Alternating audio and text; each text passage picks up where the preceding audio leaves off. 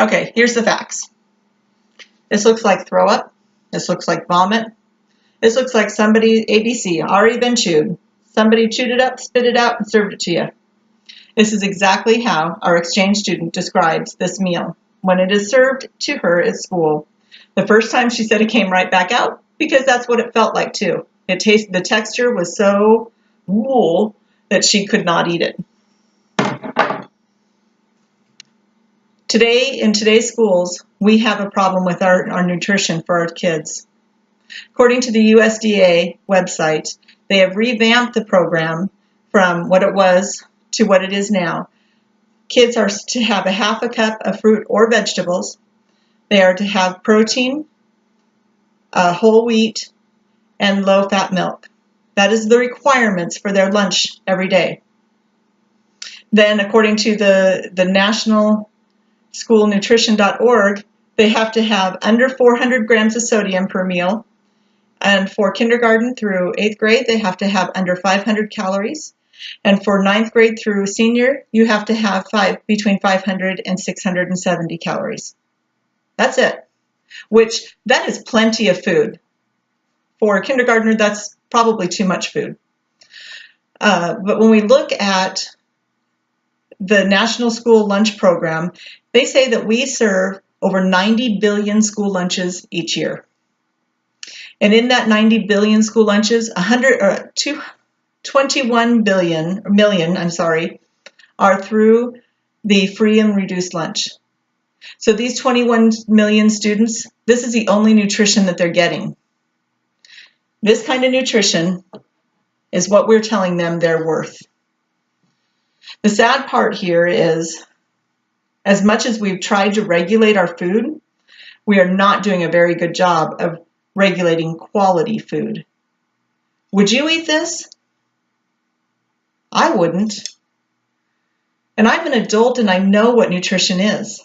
So how can we require the kids to eat healthy if we're serving them this?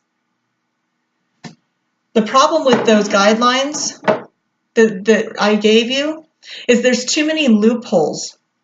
SchoolNutrition.org tells us that it doesn't matter the form that the fruit comes in, whether it's fresh, frozen, or dried, or canned. The vegetables are the same way. They can be overcooked, and kids will not eat mushy green beans or mushy peas. We have to make it something that they want to eat.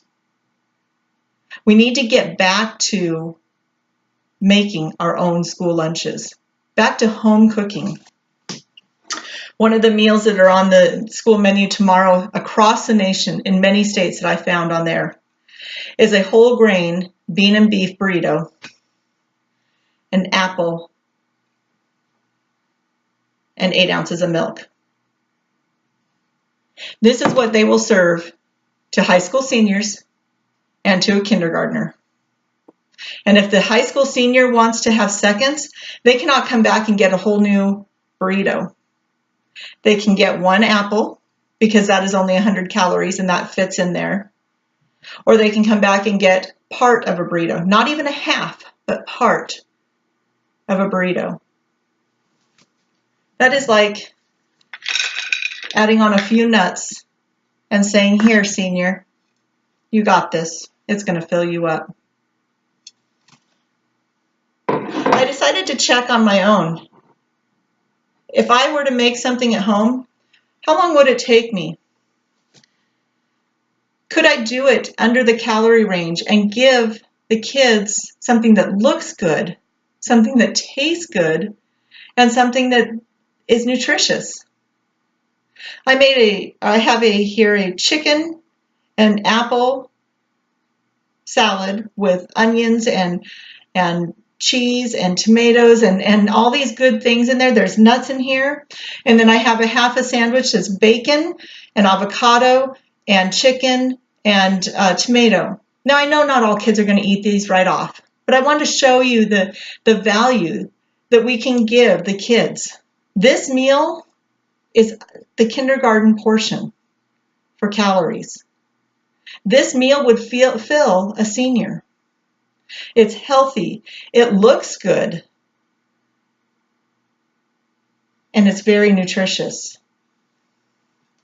For those that don't like the lettuce, I made a pulled pork sandwich, macaroni salad, and an apple.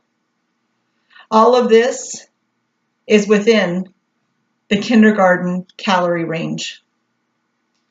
It is still more food than a kindergarten needs.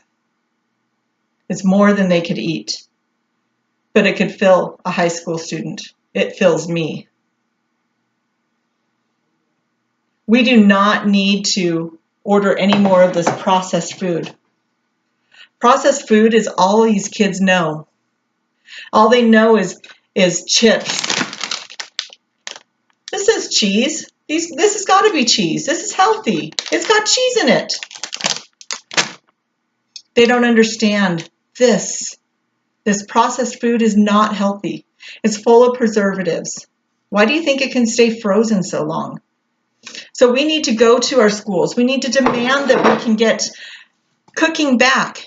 How much more could it cost to hire a cook and to cook nutritious meals? How much better off would our students be?